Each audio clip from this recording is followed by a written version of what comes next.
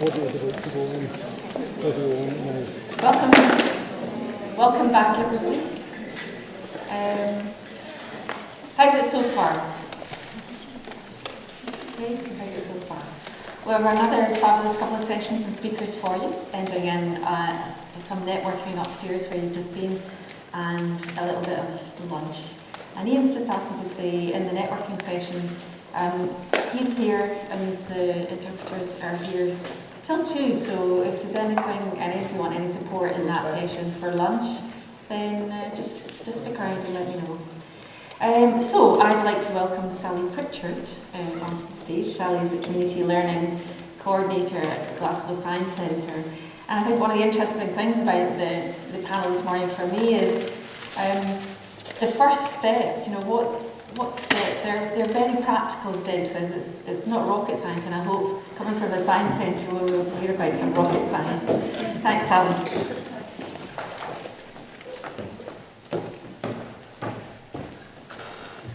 Hello, and thanks for having me. Jodie, thanks for asking me as well. As Julie said, I am the Community Learning Coordinator at Glasgow Science Centre. Just a wee bit of background. I've been in post about 5.5 years, and I'm funded by the Scottish Government to actually work with people that have accessibility issues, perhaps live in areas that are multiple deprivation. So really, I'm funded to work with groups who really don't usually access the Science Centre. So that is primarily my role, but bleeding or feeding into everything else that I do is other aspects, which includes basically accessibility, inclusion and participation. So really what I'm going to do is just give you a wee snapshot of what we do at Glasgow Science Centre. And just to say as well, this is the start of the journey. We've sort of been doing it for over a year now, using BSL interpreters, note takers and running clubs as well. But we're very aware that we've got a lot of work to do. So even this morning, hearing everybody's story as well has really spurred me on. So, a couple of slides. Oh. No.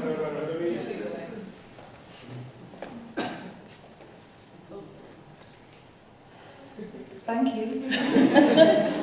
So, Glasgow Science Centre, we're open to everyone, and what we want to do is basically make sure everybody has the opportunity to visit Glasgow Science Centre. And we are a charity, so we do have a ticket cost as well, which can be obviously a barrier in itself. So we do have other memberships. So if you're in a community group, you can come for £4 if you're in a group of 10 people. So there's other things that we do as well, but just sort of focusing on the BSL aspect. As I said, we're at the start of our journey, but some of the things that we are doing at the moment is live science shows. So we do live science shows. They are sort of ad hoc though. When there is a demand for them, we do them. So I think the biggest thing for me learning today as well is we need to be doing it every month. We need to have it at a time that's suitable for everyone to come, so that people can come with their families and enjoy, as Derek said, he's sort of missing out on opportunities, whereas his family can come as well. So we need to be getting that information out there a lot more too, that we do these things. One of the exciting things that we did do last year, well it's taken a couple of years actually, is we developed an app in-house. So it was the first for our creative team to actually develop it, speak to deaf professionals as well, the British Deaf Association, other people in the deaf community, and find out what would help and aid sort of their experience at the Science Centre. So we chose 15 exhibits, and it was a pilot. It does seem quite small, but it took a long time to get there, and with the help of ITV Signpost as well, we do have that. So when you can come in, you can download the app, and you can actually go up to the floor, floor 2, and they'll be in BSL. And it's a starting point, and we really want to sort of expand it throughout the whole centre, and that is really something that we're working toward. So that is some young people trying out the app for us, and one of the biggest things of feedback was our Wi-Fi wasn't good enough. And we're in the Science Centre. So we're like, this is so embarrassing. So we're like, right, okay, so everybody came back and said this is rubbish. And it was so embarrassing. So immediately we're like, technology, we should be at the forefront of this. So that was something that we really focused on, and now when you download the app, it's actually quite efficient as well. So as I said, we just need to expand this out everywhere. Planetarium shows. So, there are quite a few concerns about doing shows in the planetarium. Initially we had a red light, and there's the interpreter, and then we had a plasma screen and the note taker. And it did work to an extent, and I think the biggest learning curve was when the presenter's actually talking about the sky and then pointing. There's that sort of gap in between, so you need to understand and leave a bit of space. So there was a bit of staff training and development there, but I think we're still at the stage where having a red light at the side is not good enough. So even though we've been doing it, we're really aware that, again, technology, there are things moving forward. And I know it comes down to a lot of the time money, budgeting, but for me it's like the priority. It's like if we're going to do it, we should be doing it properly. And if we're going to do it right, then we're in the Science Centre, we're actually helping a lot of other people develop their programmes. So we need to be at the front of that. Partnership working though, we have had the pleasure of working with Dr. Cameron, and last year we did a pilot Deaf Science Club, so that was really successful, not in numbers, but in everything that we learned about how to greet somebody at the front door, how to make sure somebody knew directions. The building's massive, so how do you make anyone feel comfortable when they're even coming in? You're like, you can't be lost as a general visitor anyway, so we do now have a welcome screen. We do have in subtitles as well, giving a bit of information about the Science Centre. So hopefully when you initially come in and you are deaf, then you might feel a wee bit more at ease. But the partnership working with Dr. Cameron led to the Deaf Science Club. And that was our first people that did it last year. So we're actually really happy to say we're doing another one, and it'll start on the 8th of September. So that'll be another 8 sessions, and they'll all be run by Dr. Cameron, who's deaf, and interpreted, and there'll be an electronic note taker as well. So that is our next adventure, and I'm sure we're going to learn lots from that as well. And obviously a quote from a scientist. I've not failed, I've just found 10,000 ways that won't work. And that's really sort of how we see it. It's not a failure when we're trying things out, we're just trying to make it better, develop. And also I think the biggest impact at the Science Centre of even having BSL as a language, as a sort of communication tool, is the staff want to learn. People want to know more. There's not a fear factor anymore, I would say. They're more like, how can I work out how to communicate? How can I make this better? I mean, why don't we have people that are deaf working at the Science Centre, you know? We need to see and look into the future and think, well, what's that going to look like? And I think the national plan for me gives me evidence and supports when I go to the board of directors or other people, the decision makers, and say, listen, it's written down here, so I know I've been banging on about it for a few years, but we have to do something about it. It's really important, and we need to be inclusive and accessible for all. So just to say thanks very much for listening, and I hope that you'll come to the Science Centre and see improvements, and that there's a better dialogue with us all. Thank you.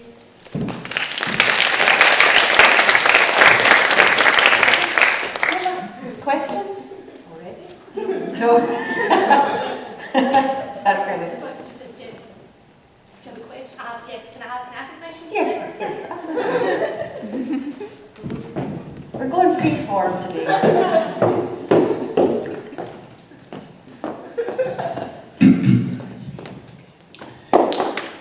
I'm really pleased with what you said about the science shows and things like that. And yeah, it kind of hit me. It's fantastic the work that you've been doing. And it's nice to finally meet you as well, because I kind of heard about you, the work that's been happening. Because we have 10 people that have recently graduated from the RCS and things like that. So if there's events and things like that, you can get in touch with us, and me and my colleagues would love to, especially my colleague that's here, we would love to work with you and stuff like that, to do specialist events and things like that. And you know, we can acquire the jargon and work with you in a professional way. Love, shameless plug. I'd now like to welcome EJ and Amy Chesney to the stage. EJ and Amy. EJ is an actor and a writer, and I think it's interesting when we heard from Andy this morning, is that, and also from our colleagues at the Conservatoire, there's two ends of this telescope, the artist and the audience, the public, and I think it would be really interesting to hear from EJ and Amy about their perspective. Over to you guys.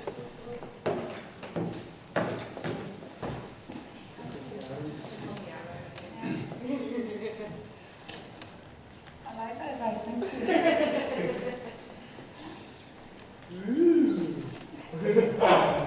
Hello, my name is EJ Raymond. This is my sign name. I've recently graduated from the Royal Conservatoire of Scotland, and I also have a company called Turtle here. I'm a deaf actor and I'm also a writer as well. So that's me. And to introduce myself and remind myself that I've gone one too far. Boom! My name is Amy Cheskin. My sign name is Amy. I'm a graduate of a BSc in Deaf Studies at the University of Bristol. I got first class honours, and the only reason that's important is I got a 3% higher mark as a first class than my ex-husband. It's not bitter. 76% average, thank you very much. I'm also a registered, fully qualified interpreter.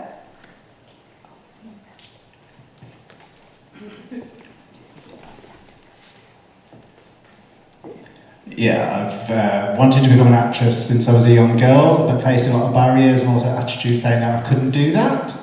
And I was like, right, okay. But this passion kept in the back of my mind and eventually pushed to the forefront of my mind. And then I started at Ayr College. I won't say what year because it was far too long ago. And I was the only deaf person. They were all hearing. I was the only deaf person in the class, but I was resilient and I learned. When I finished a little mini graduation in 2001, and I was 21 back then. And then afterwards, I wanted to become a professional actress, and I worked with Birds of Paradise, which was great. And then got work every now and then. And I got in touch with an organisation called Grey Eye. So I was working for them. I was thinking, should I do this course at the RCS as well? Because it was a new course. And you could learn things like visual theatre, like with Ramesh, and there's more in-depth areas that I could learn, things like script to screen, and also devising, and also register and text. So these are things that I could learn, and new areas for me. So it was a good learning curve for me as well. And that's me so far, and I'm carrying on with Turtle here and over to Amy. So I'm going to start with a pink gorilla. And the reason I start with a pink gorilla is I was 6 years old and my best friend had a deaf mum, and I used to think her mum was the grumpiest person in the world. She was always shouting, and I just thought, all deaf people are scary, I'm not interested. And this one day I went round to their house and there was a different atmosphere. It was like looking into a film and suddenly there's this glow, this warm glow. And I was like, what's going on? She's like, oh, my mum and her deaf friends. I'm like, there's more of them. It's not a one-off. And so I popped my head around the door, and this guy called Stephen Snow kind of grabbed my attention and went straight into a pink gorilla story.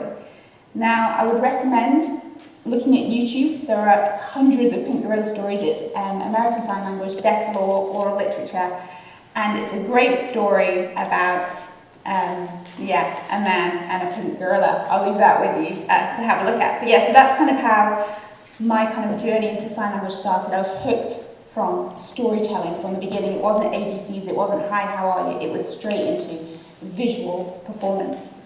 Since then, obviously, I have my degree in deaf studies. I am incredibly fortunate and lucky to have had tutors who are deaf greats, and I could say names to you that probably will mean hardly anything to most of you in this room, but for those of you that it does mean something to, Clive Mason, Lorna Alsop, Clark Denmark, and Linda Day, they were my BSL teachers. They are like the deaf royalty of IT, they're amazing. Linguistically, Rachel Sutton Spence, Kirsty Cormier, having poetry told to me by Paul Smith, Francis Elton. I grew up just with a wealth of visual performance-related sign language, which has made me who I am today. I never got into BSL to become an interpreter. If you'd have met me right up until the point I joined an interpreting course, which was long after my degree, I would have gone, I'm not becoming an interpreter. What I'm interested in is language, culture, identity. Which kind of brings us on to this little thing, sign language, literature and performance. And this is something that I'm so passionate about, but makes me so sad. Because when I have a conversation with EJ and I go, do you know this, and this, she doesn't know. You know, for every great leap forward we are making, we're still looking for BSL performers as translators, interpreters, looking at English script first. But for me, the joy of language came from BSL. For me, when you perform BSL, you feel it, you have to go there. The art is the language. And when an audience sees it, it's visceral. It's visceral. I can't say the word, it's visceral. It's something tangible. It feels like a scene has been created that you can step into. And I feel like people are really missing a trick if all you're doing is translating. Now, BSL people don't think much of their storytelling because it's part of their language. They do it in deaf clubs, you know, when they get together. Every time they tell a story, it's high energy, high octane, aesthetically just gorgeous. And that's just part of their language. To emphasize this, I'm just going to show you a poem that I would have loved to show the actual guy doing it, but copyright. But his name is Peter Cook, and you should check him out. And he creates sign language poetry, and he has provided an English translation. So I'm going to read that first so it can come up on the screen, on the plasma screen with our lovely electronic note takers. Don't worry, there's no big fancy words. And then I'll show you what it looks like in sign language as poetry, not as an English translation, because this existed in sign language first. So it's called Poetry. Poetry, poetry. Poetry is the shot. Orbiting, circling, revolving, exploding. It's the open window. It's caught. Smoking. It's the flame. It tastes delicious. It's loaded into the magnum and it's shot right back into your heart. It's poetry.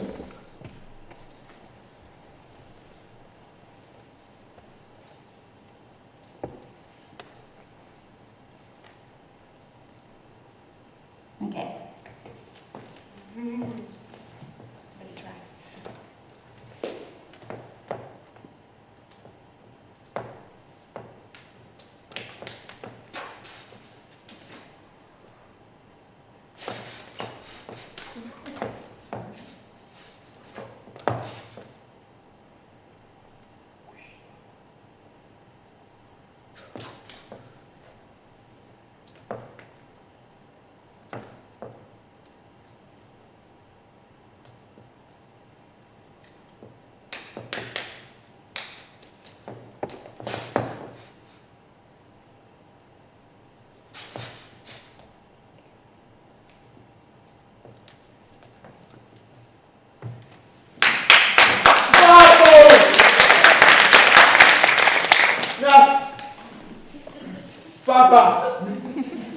And I'm now going to talk about interpreted performances.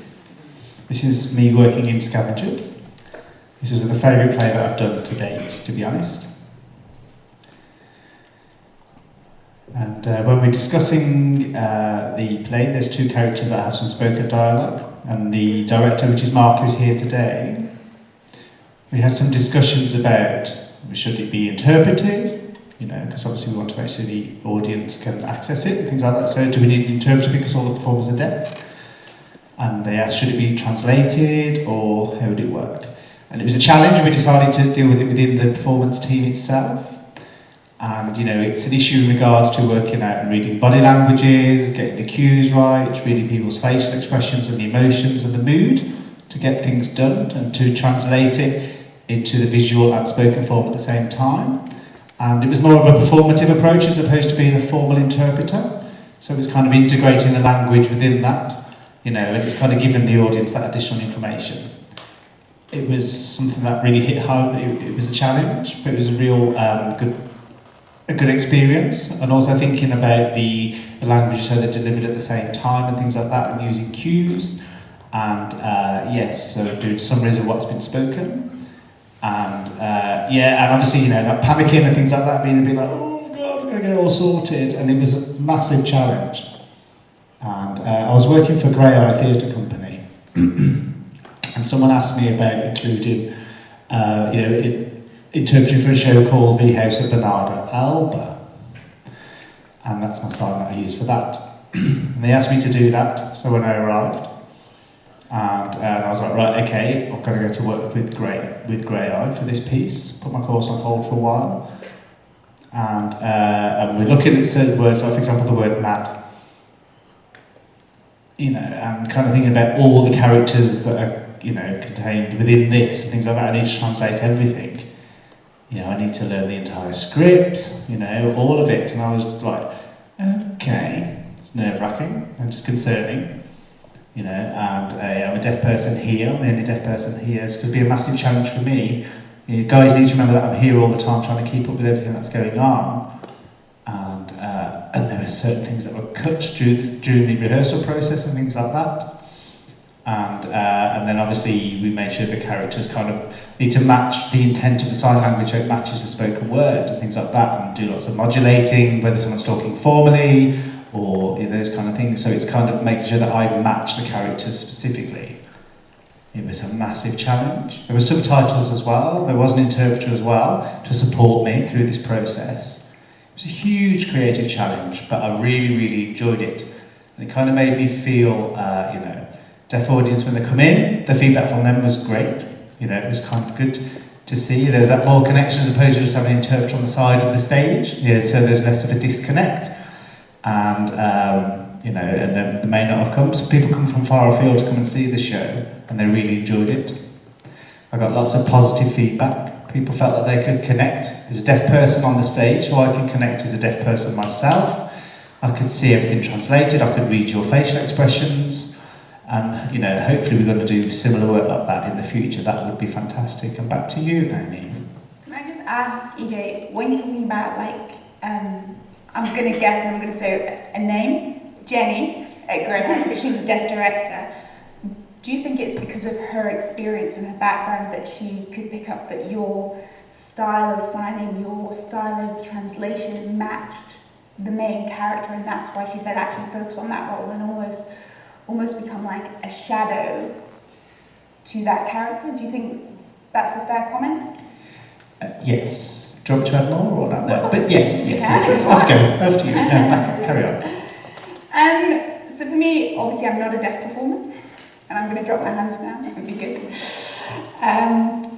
But I've got a couple of experiences working on stage, and for me things that are important are, I could talk about the time I did Tribes, finding a visual image for the Jungle Book. It's quite interesting. I don't know if you're familiar with Tribes, but essentially there's two brothers, and one of them kisses the other's girlfriend, and it's a real like pregnant pause, and the director of this particular show intercut it with the Jungle Book, I Want to Be Like You.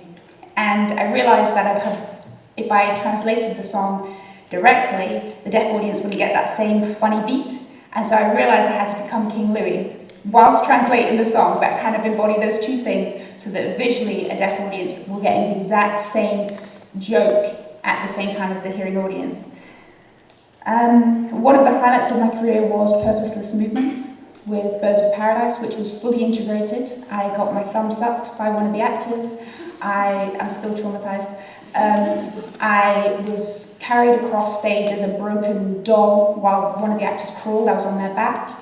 But for me, the reason that show was successful was the post-show discussion, where the deaf audience, I was crying in interpreting the post-show discussion because the deaf audience started talking about the performance as opposed to the interpreter. And I've interpreted a lot of post-show discussions, and it's always, what's wrong with the interpreter, what's the lighting, what they're wearing, were they good, were they bad, bring the other one back, that one's no good. And nobody mentioned me once, which for me was amazing.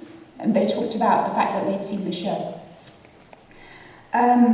things like Spring Awakening, where we worked with a male and a female interpreter, and sometimes just really be careful what you interpret. So for us early on when we got the script, we realised there's a scene where the girl, it's like a teenage angst, if you're not aware of what Spring Awakening is. It's a big musical about teenage angst and identity and coming to know yourself. But there's a part of it where the group of girls talk about being abused by their fathers. And if you can imagine being a deaf youth girl watching a male interpreter talking about being abused, that would hurt in the same way as, so we flipped it, so I did that, and then my co-worker who's here, when the boys were in the boy group talking about their masturbation and fantasies, I'm like, as a young male that's deaf, I wouldn't particularly like to watch a female interpreter sign that. That might make me feel more embarrassed, whereas if I've got a male interpreter signing that, I feel more in that group the same way as it was staged by the performers with the obviously gender-specific roles.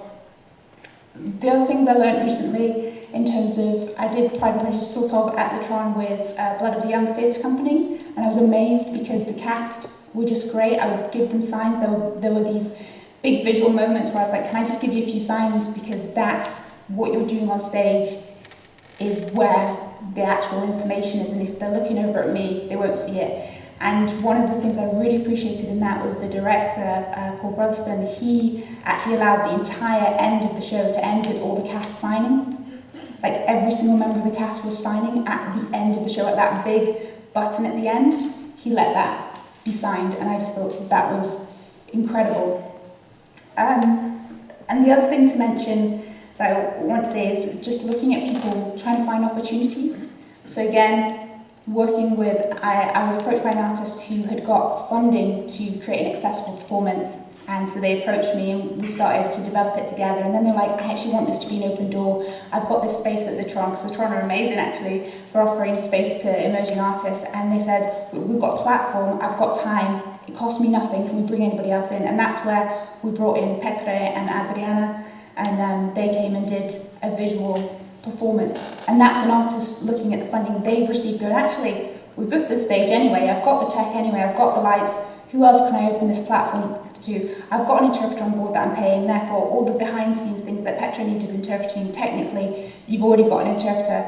And it was just about looking at that and making it as big as it possibly could be. And that to me is where it is just so beautiful when people start just really thinking about things. Just so we can move on to kind of the next slide, because you're bored of looking at this one, I'm sure. Just sometimes when we talk about interpreting, I think it's dangerous, and we should look at the word translation when it comes to performance.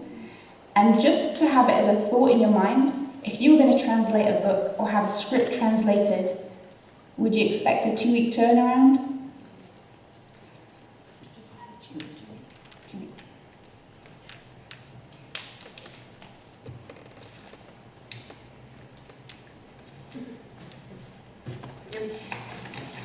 We're going to talk about tips, because that's why you're all here. We could waffle on, but we want to give you some tips. What do you do? Yeah, tips for theatre really is to make sure the play matches the interpreter. For example, if it's a comic play, don't have a very serious person, someone that can actually interpret and has that comedic skills and identity and ability. You know, if it's storytelling, make sure the interpreter can actually match the style of the play as well. Sometimes you may need 2 interpreters, they may need to co-work, but make sure they both have the same skill set and ability to match the performance, so things don't get downgraded, whether it be comedic or whether it be storytelling elements. So make sure you've got adequately suitable professionals in that respect. I mean, one thing I would say is, it's probably the first thing I ever say to anybody who approaches me and asks me, will I interpret something? I say, could it be a deaf performer? If you thought early enough, could it be a deaf performer? Do you need me? I think that's a huge question. I kind of think about that under using the right person for the job. And I also think that whether you're using a deaf performer or an interpreter in the space, you need to think about, when using a deaf performer, have you got the right interpreter for them in the room? You So that's making sure that they have the skill to talk at a level in English that matches the skill of the BSL user. That's making sure they know their boundaries. I told you my sign name was this, but sometimes I get teased that my sign name is this, which means boundaries, because I'm well known for if I walk into a space, like for example with EJ in a rehearsal room, I'll go, hi, and nothing more, because I need her to trust when I'm in that space that I'm going to be whoever else's voice and her voice in the space and not my own opinion. So making sure that people know what their boundaries are. Now, usually when I see EJ, we're all like this, but it's knowing your boundaries.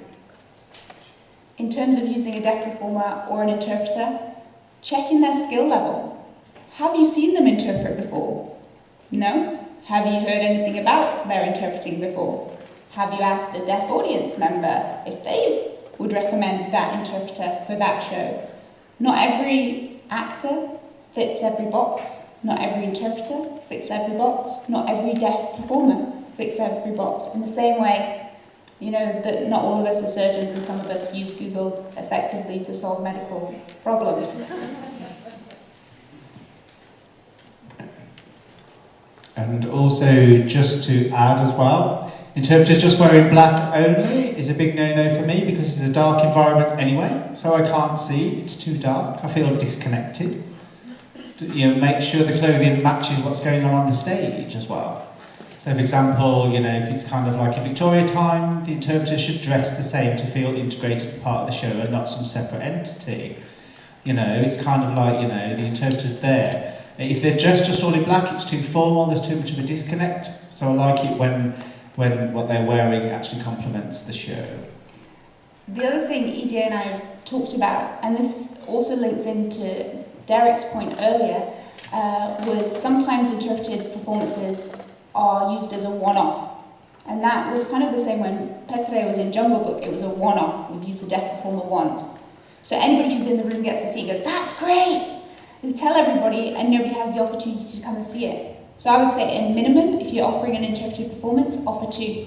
Because then if it's good, people get to know about it and you'll start to build your deaf audience. If you're talking about getting people in, they need the opportunity to know, oh, that was good, or that wasn't good. Oh yeah, I've heard it the same way that as a hearing audience, we hear from friends, oh, that was a good performance, and we're looking, oh, are there any more dates? And so that we can come and see it.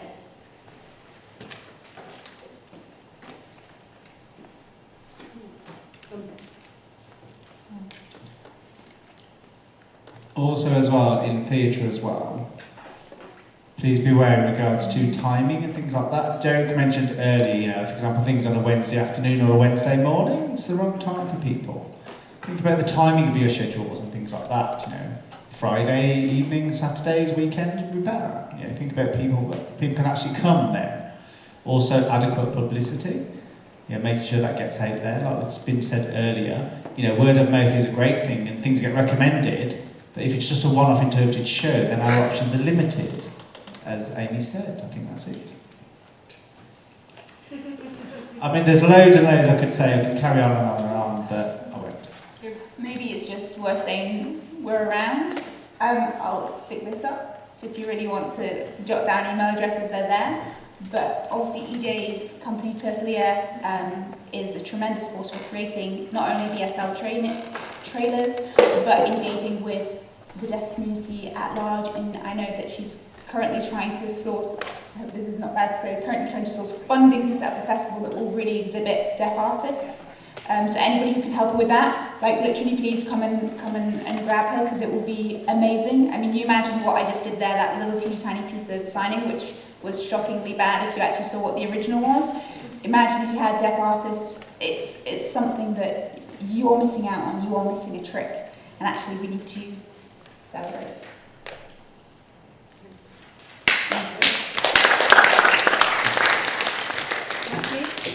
If I can invite Derek to come back onto the stage, and Amy and Jay, do you want to take a seat? And Sally?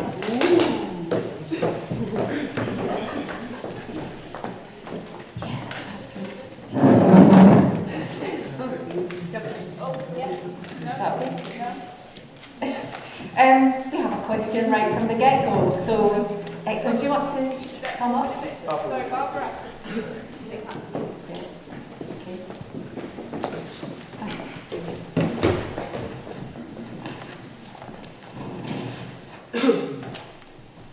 Just making sure everyone can see me. Yeah.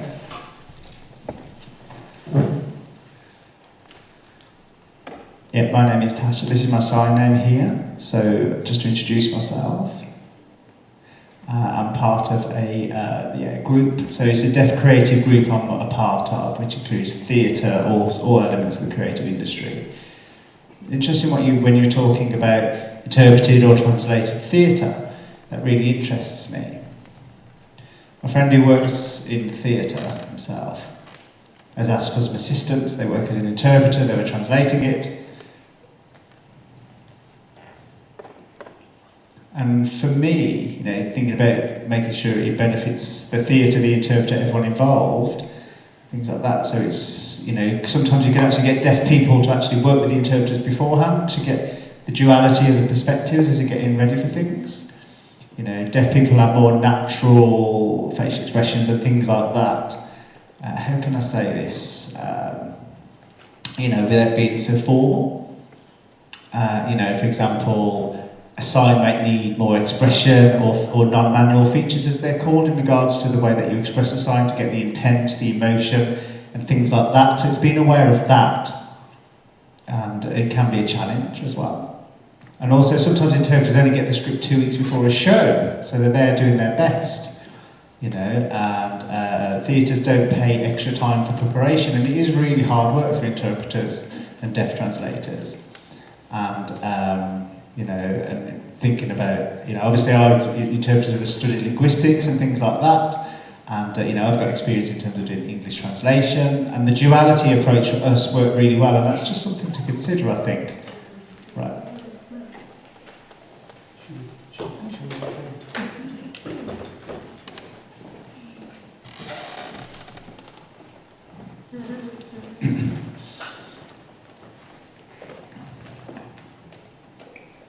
I agree with what you've said. Maybe using like a BSL consultant. I've done this previously and things like that in regards to where the interpreter's standing to make sure there's a connection, discussing with the director, clothing, all these kind of elements to make sure it feels a part of the show. And also thinking from a deaf perspective as audience members. For example, it's kind of like looking at things that are happening and giving feedback beforehand, and also talking to the actors. Someone called Joe. I forgot her second name. I'm sorry, Joe. Someone.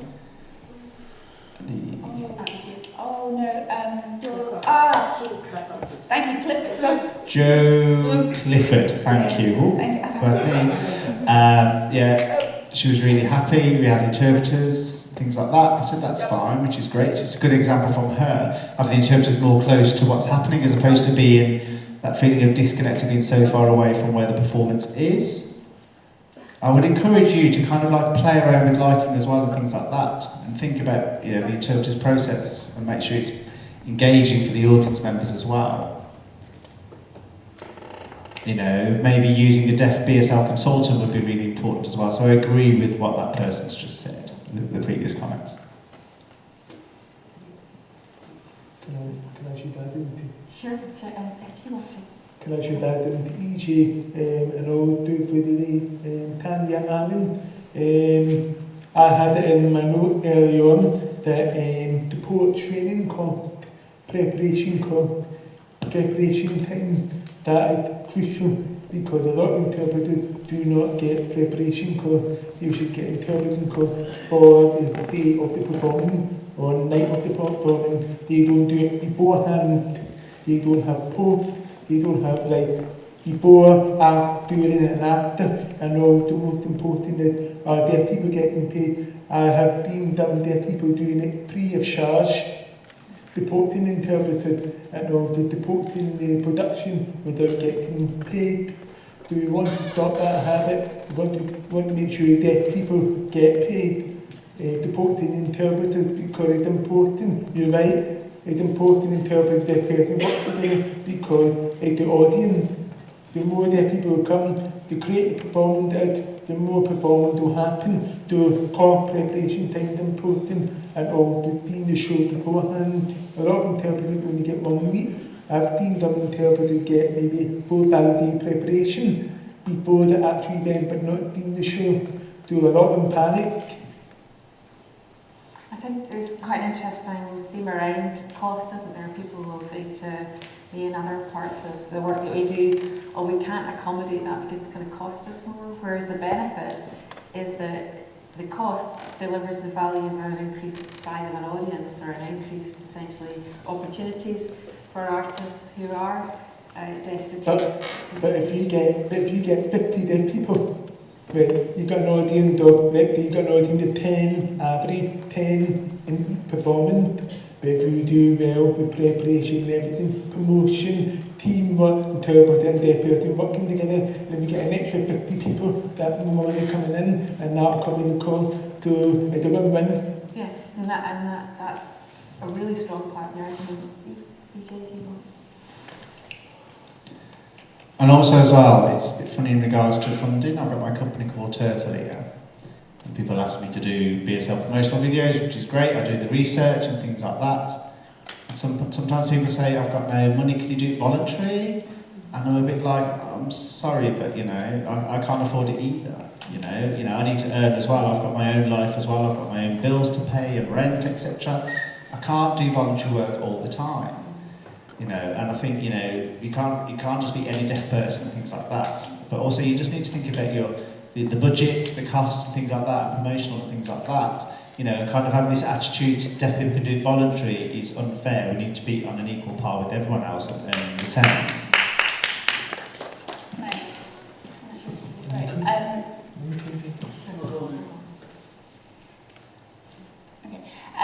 Just, I think maybe going back to something that Andy said earlier about the aesthetic quality of BSL and actually thinking of it in creative terms.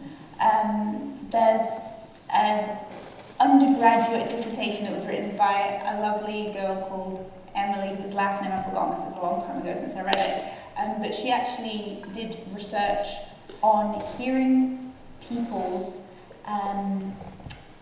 response to worship, like in religious settings where an interpreter was present, and her findings said that all the hearing audience felt that their ability to immerse themselves in worship was heightened because of the presence of the BSL interpreter.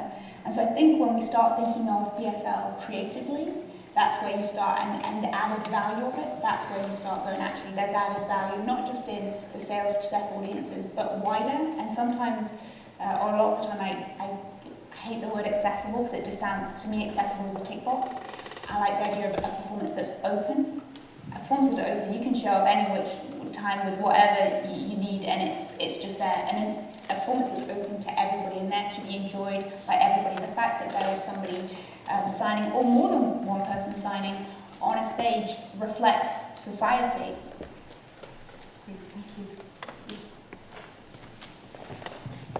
I have a question for each of you,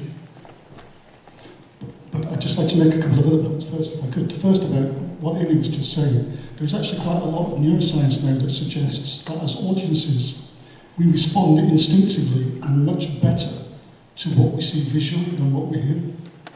There's actual, real science for putting visual languages on stage for audiences to respond to.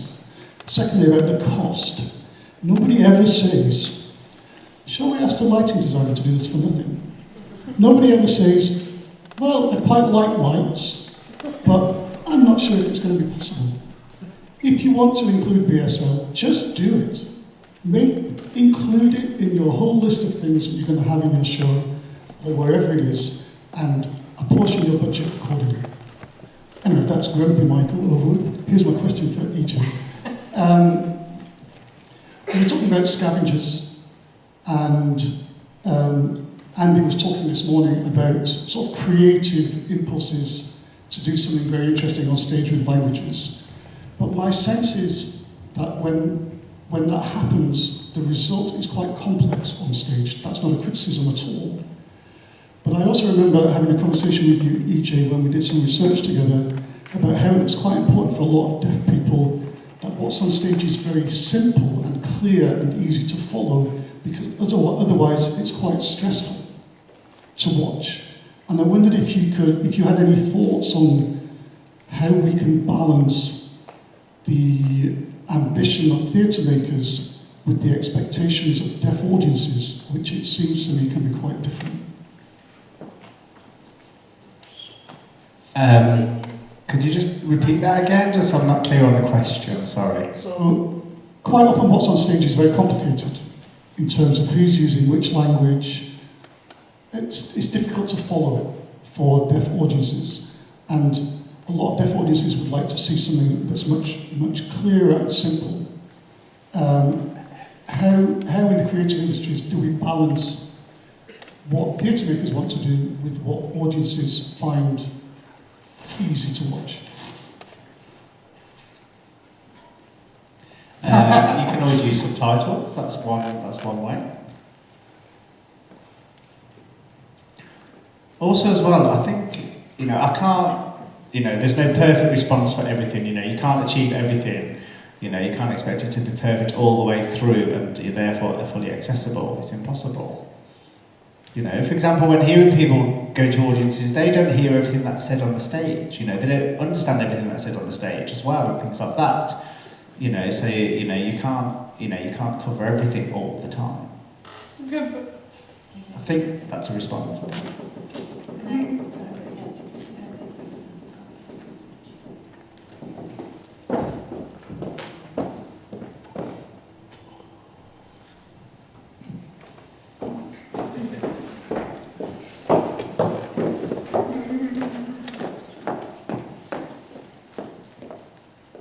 Hello there. I'd just like to back up what EJ just said. I wasn't clear on the original question in regards to, maybe a bit too jargon heavy, maybe just explain it in a bit more clearer terms, what you mean by achieving a balance of performance and theatre. Could you just do that again? Could you sign it for me maybe? You can.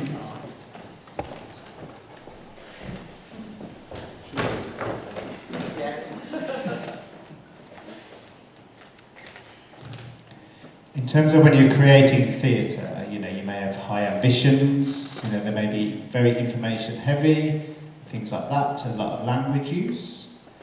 But a lot of deaf audiences may be put off by that, and it's trying to make things more visual, simple and straightforward to understand. So it's kind of achieving that with a creative balance of the artistic integrity and the aim. Right, okay, so so the question you can't answer yourself, right, okay, no worries. I was just wondering, I just wanted to make sure I was clear on the question initially, thank you.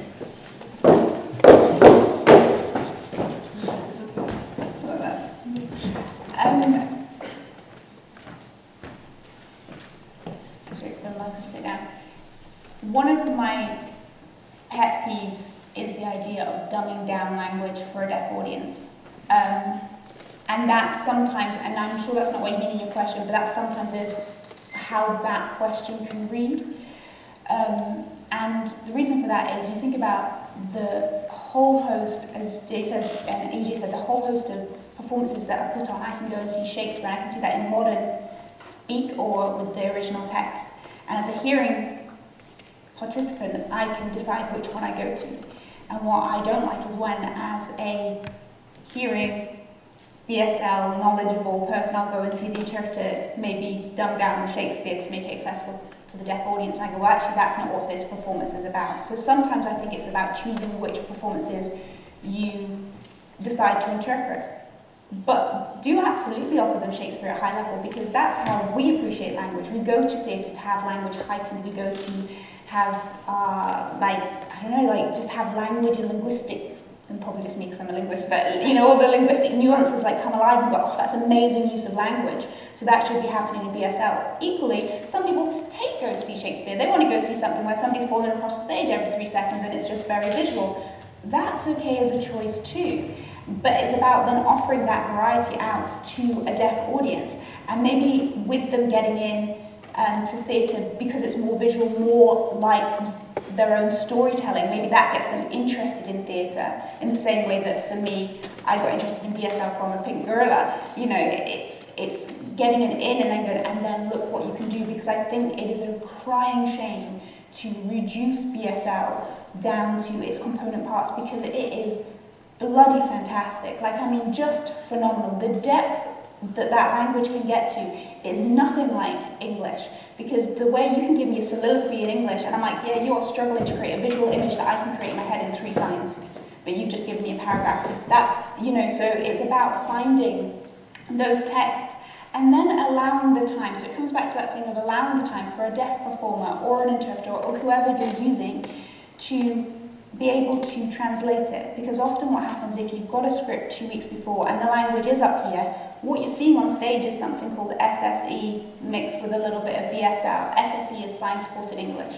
So the grammar isn't quite there. The deaf audience go, what? Because it's half and half of both. But if they've had enough time to prepare, you'll get a full BSL translation that allows a deaf audience to get the visual image of what is being said, to hit that same emotional high, to see the intricacies of language produced visually on the fingers, in the body, in the shoulders, in the face, everything. Right. For me, a no-win situation. You cannot please everybody. You will not get 100% perfect. Though there are dumb deaf people who are cryptic. I'll give you an example. I'm not a follower of Shakespeare. I've read Shakespeare. But if I went to a Shakespeare show and it was in sign language, I may not understand it because I don't have the background in it. But at the same time, when you have a new audience, you want to attract new people to come into these shows. So for example, there's a lot of shows are directed, and I was like, should I go in there? Why not? I'll see if I enjoy it or not. So most of them I have enjoyed it. Some of them I'm like, I'm dumb, I'm not clear. So we have to remember, not everybody can get the picture. There are some critics, but what's important is the great tip that EJ and Amy have done is plan early. Make sure you plan right. Talk to each other. Make adaptation, make amendment in the script, and also make sure you take everything before and maybe after maybe followed by critical friends, followed by critical friends who are there people to come along and watch it and get their feedback. The most important is try and plan it with enough time to difficulty balance everybody. But what's important is BSL is a language, BSL is not a disability.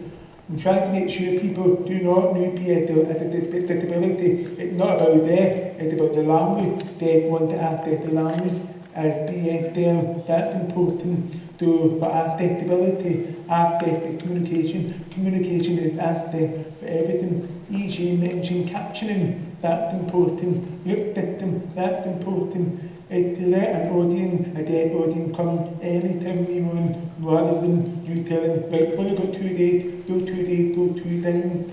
So with Michael's problem with Baron, I've done more investigation, more research to be done in that. So for London doing very well in the theatre industry, we've got so many shows, whereas in Scotland we haven't. But that's not the day it will happen. We've got all the people here doing with your support, get more events happening for deaf people to attend mainstream events and hopefully with deaf performers. I feel that Dave has just done my closing remarks for me. And I think one of the things to know is that when you have a good note to finish on, you shut up and get off. So my apologies to Sally. I think there's an opportunity, I think, for people to talk to Sally about specifically some of the things, the brilliant things that the Science Centre has done in the hour we've got for lunch. And to end there, to leave the stage open to you upstairs to use this time to meet with one another and talk. Unless there's somebody else who would like the last word.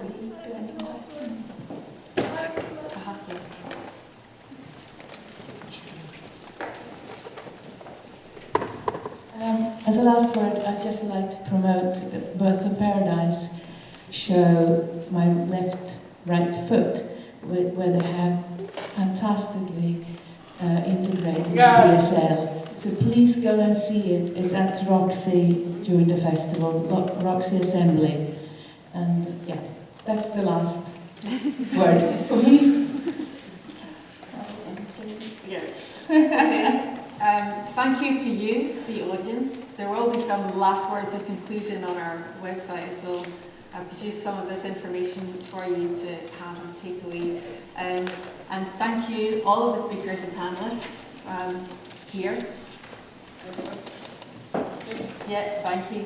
Particularly to our electronic note takers, my apologies for missing you off my list at the start. Our wonderful interpreters and all of the people, you know who you are, who've been involved in putting this fantastic event together. Teamwork. Thank you very much.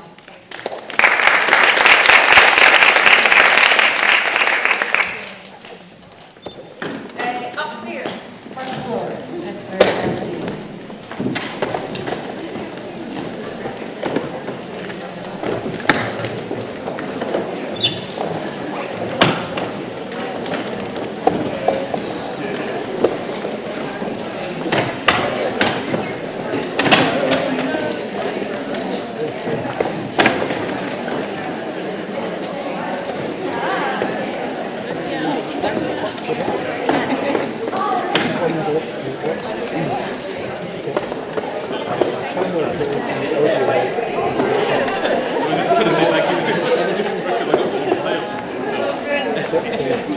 No,